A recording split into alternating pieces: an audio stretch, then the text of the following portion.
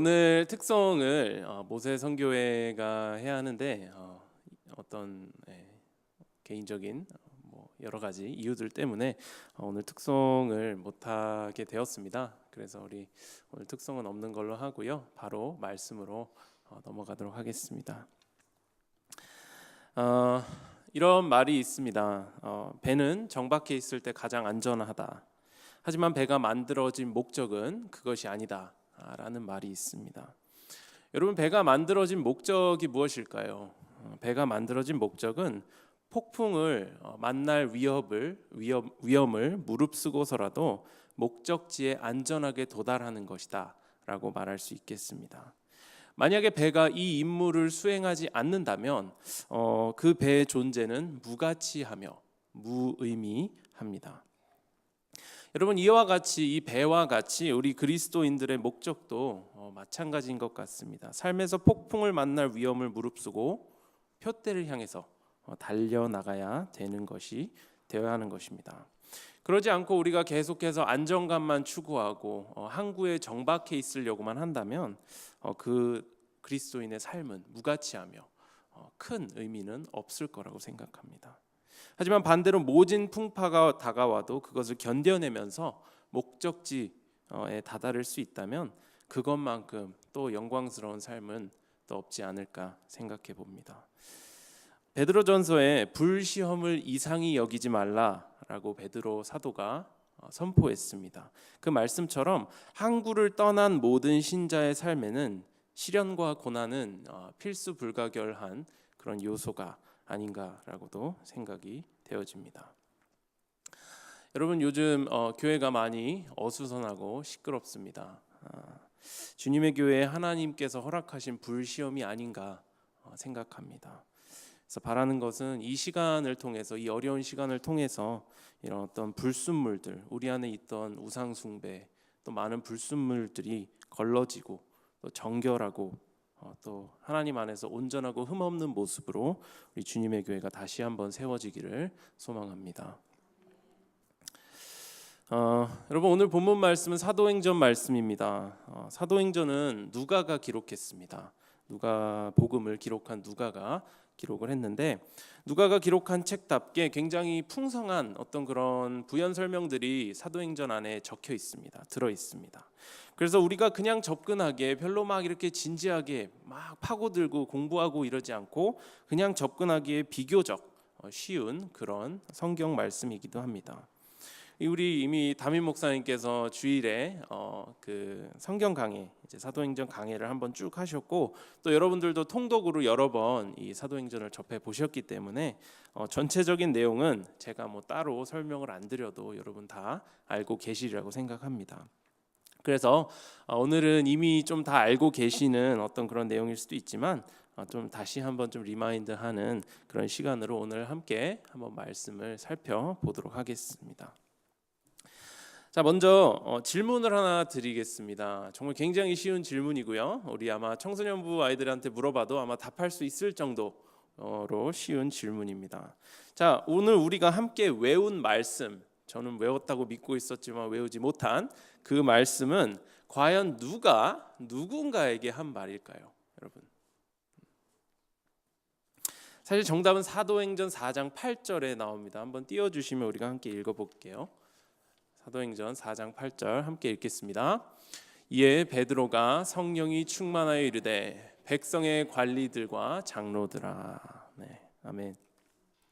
네, 바로 성령 충만한 베드로가 종교 지도자들에게 한 말이 바로 오늘 본문 말씀입니다.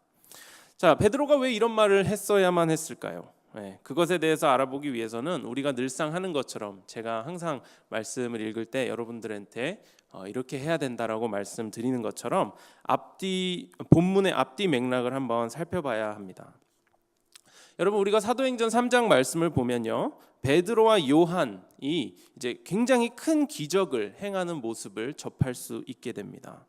무엇이냐면 바로 나면서부터, 태어날 때부터 걷지 못하게 된 안진뱅이 거지를 일으켜 세우는 기적을 행하는 것입니다. 여러분, 그때 당시 이 사건은 굉장히 큰 센세이션을 불러 일으킵니다. 왜냐하면 대부분의 사람들이, 유대 사회 대부분의 사람들이 누군가를 치유하고 죄를 사하는 권세는 하나님만 가지고 계시다라고 굳게 믿고 있었기 때문입니다. 마가복음 2장 7절 말씀 우리 함께 읽어보겠습니다. 이 사람이 어찌 이렇게 말하는가? 신성모독이로다. 오직 하나님 한 분 외에는 누가 능히 죄를 사하겠느냐. 아멘. 여러분, 지난번에 제가 이제 마가복음 본문을 가지고 설교를 했습니다. 그때 예수님 당시 유대 사람들은 불치병 낫는 그런 어떤 것을 하나님께서 죄를 사하시는 것이다 라고 여겼다고 말씀을 드린 적이 있습니다. 기억하실지 모르겠는데요. 그래서 방금 읽은 마가복음 2장 7절에도 말씀을 담당했던 서기관들 이 생각이 이랬다고 마가가 지금 2장 7절에서 이야기하고 있는 것 같이, 그때 당시 유대 사회의 많은 사람들이 병을 낫게 하시는 분은, 죄를 사하시는 분은 오직 하나님밖에 없구나 라고 굳게 믿고 있었다라는 것이죠. 자, 근데 이렇게 이런 사상들, 이런 생각들을 가지고 있던 유대 사회에 어떤 일이 일어납니까? 오늘 본문에 너무나도 이상하게도 본래 학문이 없는 베드로가 40년이 넘게 아무도 고칠 수 없던 그 안진뱅이 거지를 고친 사건이 일어나게 됩니다. 그리고 그때 당시에 이 종교 지도자들은 그런 베드로의 모습을 보고, 이 사건이 일어난 것을 보고 굉장히 의아하게 여기면서 의구심을 막 품기 시작합니다. 아니, 어떻게 하나님의 죄 사하심이, 즉 하나님의 능력이 자기들이 이단으로 몰아세워서 십자가에 매달려 죽게 한 그 예수 그리스도를 따르던 제자들에게서 나왔는지 굉장히 의아해한다라는 것입니다. 그리고 그들은 의아함에서만 멈추지 않았습니다. 이 종교 지도자들은 의아함, 의구심만 해서 멈추지 않고 사도들을 잡아서 다음 날까지 가두고 사람들을 불러 모아서 신문을 하게 됩니다. 오늘 우리가 외운 이 본문 말씀은 이러한 과정 안에서 사도 베드로가 담대하게 종교 지도자들에게 진리를 선포하는 그런 내용의 일부분인 것임을 우리는 알 수 있게 됩니다. 자, 여러분, 여기까지 내용을 여러분께서 이해를 하셨으면 이러한 궁금증이 드실 수도 있을 것 같아요. 아니, 베드로가 하나님의 능력을 힘입어서 죄를 사했다면, 하나님의 능력이 베드로를 통해 이렇게 나왔다면, 종교 지도자들은 왜 이 베드로를, 하나님의 편에 서 있는 이 베드로를 싫어하고 가두어 놨을까? 그들도 하나님을 믿고 있는 사람들이 아니었는가? 라는 질문을 던질 수 있다는 거죠. 그러니까 사도들도 하나님을 믿고요, 종교 지도자들도 같은 하나님을 믿는데 왜 서로 싸우고 있나? 이제라는 그런 궁금증이 생기게 된다라는 것입니다. 이 부분을 답하기 위해서 우리는 조금 더 이제 뒷조사를 해야 됩니다. 리서치를 해야 되는데 4장 1절, 사도행전 4장 1절 말씀 우리 한번 함께 읽어보겠습니다. 사도들이 백성에게 말할 때에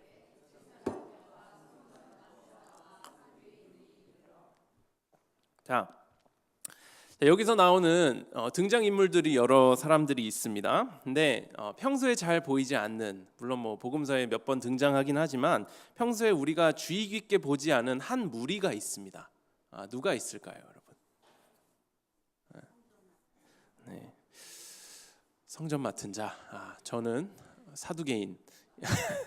네, 제가 바라던 정답은 사두개인입니다. 자, 오늘 본문에서 저자인 이 누가는 굳이 이 사두개인을 콕 집어서 여기다가 넣습니다. 여기다 적어 놓습니다. 자, 과연 왜 그러는 것일까요, 여러분? 이유가 있습니다. 여러분, 이 복음서를 보시면은, 복음서 마태, 마가, 누가, 요한 복음을 보시면 이 사두개인들이 몇 번 등장을 하는데, 이 사두개인은 부활이 없다고 주장하던 사람들이었습니다. 그렇죠? 우리는 이 정도는 알고 있죠, 사두개인에 대해서. 근데 그 이상은 잘 모르는 것 같습니다, 우리가. 즉 하나님의 초자연적인 능력을 부인하는 그런 무리였다라는 거예요. 그래서 우리가 너무 잘 알고 있듯이 예수님께 이 사두개인들이 부활에 대해서 어떤 그런 교묘하게 덫을 놓는 그런 질문을 했다가 예수님이 뭐라고 말씀하시죠? 너네가 말씀도 모르고 하나님의 능력도 모른다. 너네가 크게 오해하고 있다. 이렇게 책망을 당합니다. 그리고 공개적인 망신을 당했던 그런 무리인 것은 우리가 잘 알고 있습니다.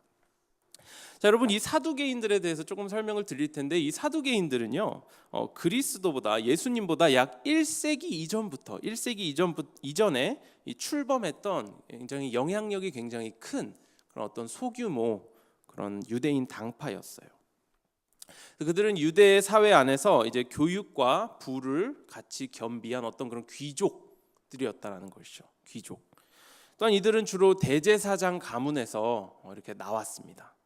그래서 정치적으로도 되게 큰 영향력을 가지고 있었습니다. 그런데 반대로 이 사두개인들은 어떤 입장이었냐면 당시 로마 당국하고 협력하는 그런 존재들이었어요. 그래가지고 유대인들을 대신해서 막 다스리고 이랬기 때문에 사회적으로 막 그렇게 평판이 썩 좋지는 않았던 그런 무리들이었습니다. 우리로서 쉽게 말하면 약간 그 일본의 그 친일파와 같은 그런 존재였다라는 거예요. 그래서 이 사람들이 자신들의 지위와 권위와 부유한 삶 이런 것들을 유지하고 싶어서 로마와 타협을 하고요. 그리고 그들의 앞잡이가 되어서 유대 민족을 대신해서 그렇게 다스리던 사람들이었다라는 것이죠. 그렇기 때문에 이들의 가장 큰 관심거리가 무엇이었겠습니까, 여러분? 자신들의 지위, 위치를 지켜내는 것과 욕을 먹으면서도 막 거드름을 피우면서 안정된 삶을 유지하는 게 이들의 최대 관심사였습니다. 즉 하나님의 이름으로 종교 장사를 하고 있던 그런 사람들이 바로 이 사두개인들이었다라는 것입니다. 자, 근데 오늘 본문에 나온 베드로가 어떻게 합니까, 여러분? 베드로가 사두개인들이 그렇게 부정하고 있는 그리스도의 부활과 하나님의 초자연적인 능력을 선포하면서 막 돌아다니고 있습니다. 그리고 엎친 데 덮친 격으로 백성들이 동조할 수밖에 없게끔 날 때부터 40년 동안이나 안진뱅이였던 이 거지를 일으켜 세우니까 사두개인들 입장에서는 이거 너무 난감한 거예요. 비상사태로 여겨지고 자신들의 막 위치를 위협하는 것 같고 막 그런 상황이 온 것입니다. 그래서 자신들은 이 부활이나 초자연적인 능력, 병을 낫게 하고 이런 현상은 절대로 있을 수 없어. 현실주의, 이런 일 있을 수 없어라고 막 강조하고 다니는데 어디서 듣도 보도 못한 그런 사람들이 갑자기 자신들의 입장을 뒤집어 엎어버리는 그런 행동들을 하면서 백성들을 선동하는 것 같이 느껴지니까 점점 막 더 불안해지는 거예요, 사두개인들이. 그렇죠? 그래서 어떻게 합니까, 사두개인들은 점점 불안해지니까 자신들의 편에 서 있는 이 제사장들과 성전 맡은 자들, 또 다른 종교 지도자들을 데리고 이 사도들을 붙잡게 됩니다. 자신들이 가지고 있는 권력, 무력 그런 것들을 사용한다라는 것이죠. 즉 하나님의 능력이 아닌 세상의 방법과 세상의 능력으로 자신들의 욕심을 채우려고 했다라는 것입니다. 여러분, 제가 왜 이렇게 사두개인에 대해서 장황하게 설명할까요? 왜냐하면 우리는 사두개인과 같은 사람들을 교회에서 너무나도 자주 보기 때문입니다. 하나님의 능력을 총체적으로 부인하는 그런 사람들을 교회 안에서 굉장히 자주 목격한다라는 거예요. 물론 이 현대판 사두개인들은 우리 이 교회에 같이 살고 있는 이 현대판 사두개인들은 대놓고 막 하나님의 능력을 부인하거나 그런다고 말하고 다니지는 않습니다. 그들은 교회 안에서 자신들의 지위나 자신들의 입장, 자신들의 위치 이런 걸 유지하기 위해서 대놓고 막 하나님을 대적하지 않고요. 굉장히 막 믿음 있고 품이 있는 척하면서 적당히 한 다리만 걸쳐 놓는 것입니다. 경건의 모양만 그럴싸하게 갖추고 있다라는 것이죠. 그리고 이러한 사두개인들은 또 어떻게 하죠? 세상의 방법들, 세상에서 내가 했던 방법들을 그대로 교회 안에 하나하나씩 툭툭 던져놓기 시작합니다. 이렇게 하는 거야, 원래 이렇게 하는 거야. 운영은 이렇게 하는 거야. 이렇게 하는 거야. 라고 세상의 방법들을 가지고 풀어놓는 거예요. 그리고 자신의 지위를 위협하는 자들은 어떤 방법들을 동원해서라도 내쫓아야만 하고요. 끝을 봐야 되고요. 그리고 그것이 지극히 옳은 방법이라고 믿으면서 하나님께서 하나님의 능력으로 개입하실 여지를 전혀 주지 않는다라는 것입니다. 내가 조금 불편하고요. 내가 조금 상처받고요. 내가 조금 힘들면 세상의 방법들, 돈, 지위, 권력, 정치 이런 것들을 동원해서라도 모든 걸 동원해서라도 나에게 상처 준 그 타겟을 어떻게 해서든 제거해야 되는 그런 모습들을 띠고 있는 거예요. 현대판 사두개인들. 별로 다를 게 없다라는 거죠. 여러분, 예수님께서 사두개인들한테 말씀하신 것과 같이 이들은 성경을 크게 오해하고 있고요. 하나님의 능력도 모르기 때문에 붙들 수 있는 것은 뭐밖에 없나요? 자신의 힘, 그리고 세상에서 갈고 닦은 그 공동체 안에서 서바이벌하는 방법, 그 방법밖에 없는 거예요. 너무 안타까운 무리라는 거죠. 근데 여러분, 문제는 여기서 끝이 아닙니다. 문제는 여기서 끝이 아니에요. 한쪽에 이런 사두개인의 무리가 있잖아요. 한쪽에 이런 무리가 있으면 다른 한쪽에, 다른 반대편 한쪽에도 마찬가지로 또 다른 모습을 가진 사두개인들이 존재합니다. 이 다른 한쪽의 사두개인들도 성경을 크게 오해하고 있습니다. 그리고 하나님의 능력을 부인함으로써 세상적인 방법으로 교회 안에서 판을 치고 있는 이 첫 번째 사두개인들을 세상의 방법들로 똑같이 대적하고 있다는 거예요. 성경이 전하고 있는 복음을 온전히 이해하지 못하고 있고요. 크게 오해함으로써 세상의 방법인 눈에는 눈, 이에는 이. 네가 나한테 이 정도 했으니까 난 이걸 대갚아 줄 거야. 이 공식을 교회 안으로 또 가지고 들어와 가지고 하나님의 이름으로 다른 사두개인들을 척결하려고 시도한다는 거예요. 중세시대 십자군 아시죠? 십자군의 모습과 뭐가 다릅니까?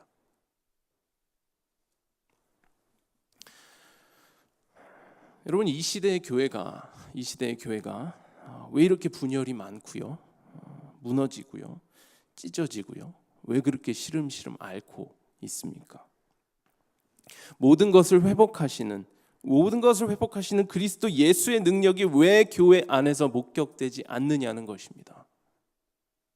또 희생만이 전부이다라는 그 십자가의 도를 따르는 성도들의 모습조차 왜 목격하기가 이렇게 힘드냐는 거예요.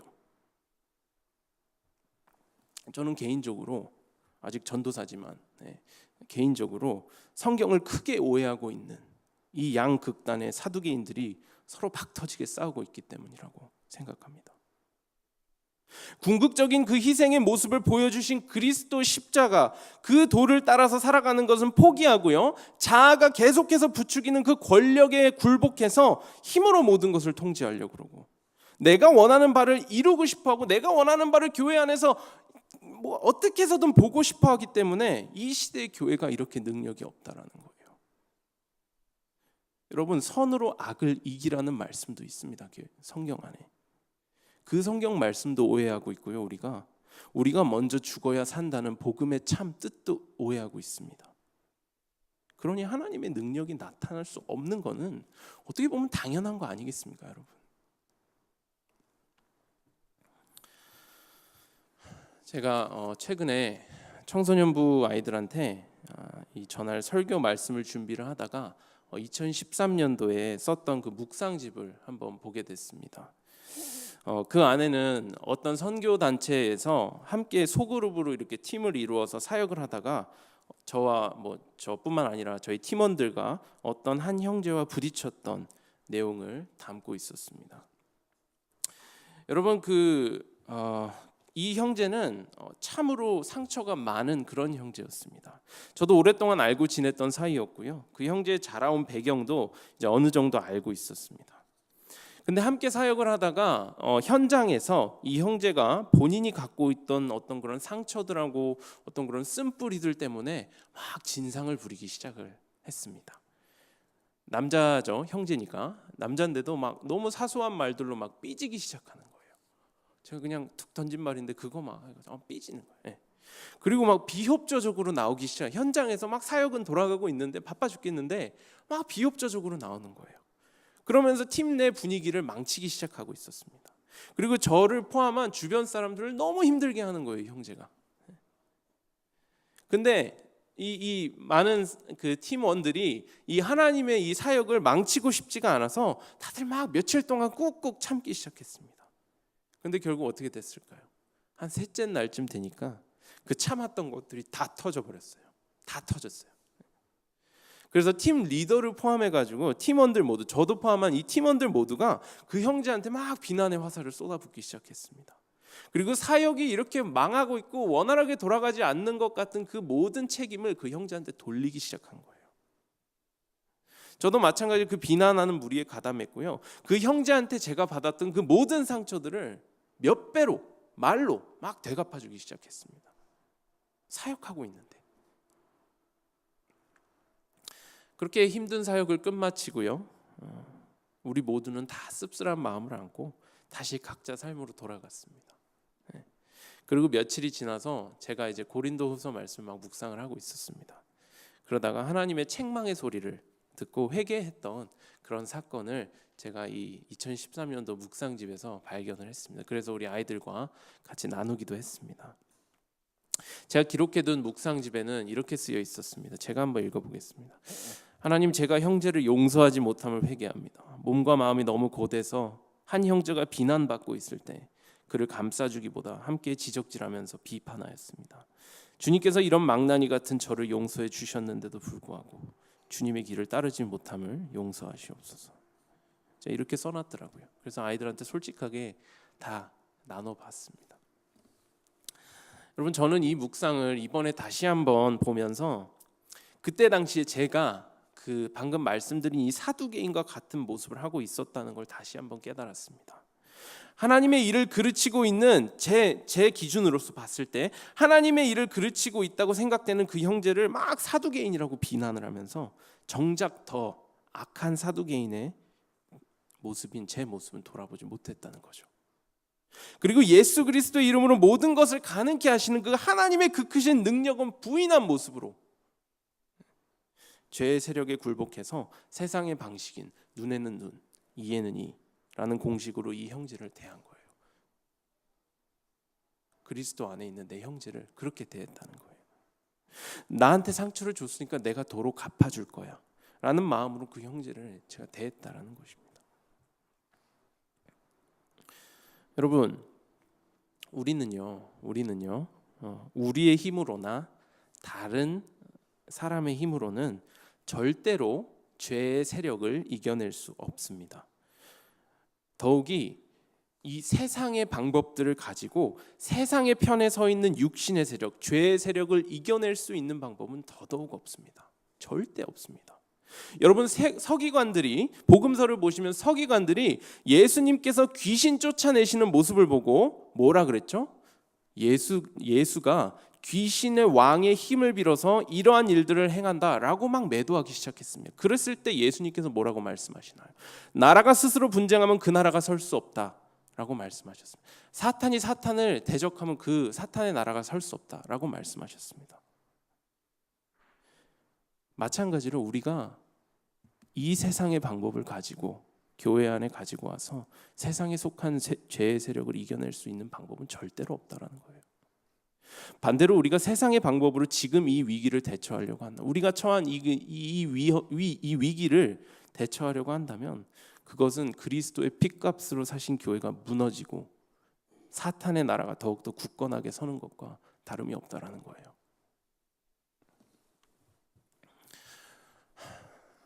그러면 여러분 마음 안에 참 답답함이 있을 것 같습니다. 저도 말씀을 준비하면서 제 안에 답답함이 너무나도 많았습니다. 그러면 이렇게 거대하기만 보이는 이 죄악의 세력을 이겨낼 수 있는 방법은 도대체 어디에 있습니까? 너무나 부당하기만 하고 그렇게 느껴지고 너무 이 마음에 한이 맺히는 이런 상황은 그럼 도대체 어떻게 이겨내야 합니까? 이런 궁금증이 들더라고요. 이런 질문이 생기더라고요. 나에게 상처 준 사람들에게 복수하고 싶은 그 마음을 억누를 수 있는 방법은 어디 있으며 내 생각이 가는 대로 하고 싶어하는 그 나의 자아를 꺾을 수 있는 방법은 도대체 어디 있냐는 그런 마음들이 들더라고요. 그것은 우리가 함께 외웠던 그 오늘 본문 말씀에 나와 있습니다. 띄워주시면 함께 읽어보겠습니다. 다른 이로서는 구원을 받을 수 없나니 천하 사람 중에 구원을 받을 만한 다른 이름을 우리에게 주신 일이 없음이라 하였더라. 아멘.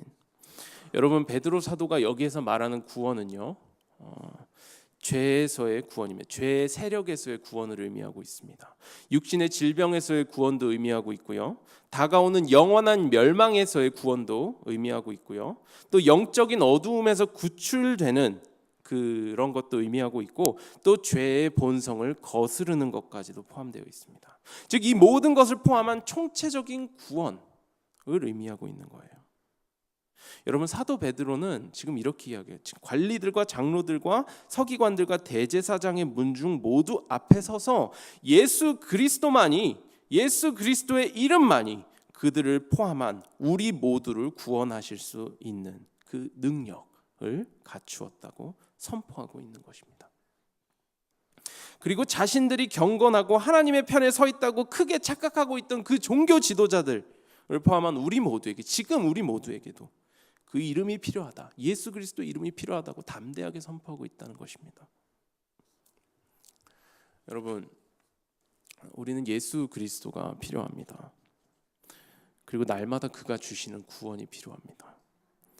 여러분, 예수님은요, 내가 믿고 영생 얻을 때 딱 한 번만 필요한 그런 존재가 아닙니다. 반대로 이 구원이란 것은 우리가 평생 동안 이루어 가야 하는 우리의 수건이기 때문에, 우리의 일이기 때문에 우리는 날마다 예수님이 필요한 것입니다. 내 자아가 펄펄 살아 있어가지고 막 뭐가 올라오고 막 자아가 펄펄 살아 있어서 원수를 용서하지 못할 때도 예수 그리스도의 이름이 필요하고요. 교회가 갈라져가지고 세상의 방법들로 이쪽은 이렇게 하고 저쪽은 세상의 방법으로 이렇게 하고 모든 일들을 해결하려고 할 때도 우리는 예수 그리스도의 이름이 필요합니다. 여러분, 우리에게 필요한 것은요, 지금 우리에게 필요한 것은요, 사두개인들이 그렇게 의지했던 그 세상적 권력들과 파워, 이런 세상적인 방법들이 전혀 아닙니다. 지금 우리 모두에게 필요한 것은요, 모든 것을 가능케 하시는 하나님의 능력, 또 하나님의 방법, 즉 예수 그리스도 그 이름인 것입니다. 여러분, 갈라디아서 2장 20절 말씀에 사도 바울은 이렇게 이야기하죠. 이제는 내가 그리스도와 함께 십자가에 못 박혔나니 이제는 내 자아가 사는, 내가 사는 것이 아니요 오직 내 안에 있는 그리스도께서 산다라고 사도 바울이 위대한 고백을 합니다. 내 안에 올라오는 이 해결되지 않는 이 모든 자아들, 이거를 우리 자신이 굴복하려고 하려면 매번 실패하겠지만 이 자아를 십자가에 못 박고 그리스도의 힘으로 하면 가능하다고 고백하고 있는 것입니다. 여러분, 천하 사람 중에 우리에게 죄의 권세에서의 해방, 죄의 권세에서의 구원을 주실 수 있으신 분은 예수 그리스도밖에 없습니다. 우리가 원수를 사랑하지 못해서 처절하게 막 씨름할 때에도, 방바닥을 두드리며 씨름할 때도, 또 각자가 원하는 그 아젠다를 이루기 위해서 세상 방법을 막 동원하고 싶은 그런 마음이 들어서 막 씨름할 때도 예수님은 우리와 함께 하시고 그러한 유혹들을 이겨낼 수 있는 능력을 주신다는 것입니다. 그래서 이러한 능력 주시는 주님을 바라보고 나아가시는 그런 저와 여러분이 되시기를 바랍니다. 그래서 하나님의 능력이 저와 여러분을 통해서 이 땅 가운데 온전히 드러나게 되는 역사가 일어나기를 간절히 소망합니다. 기도하겠습니다.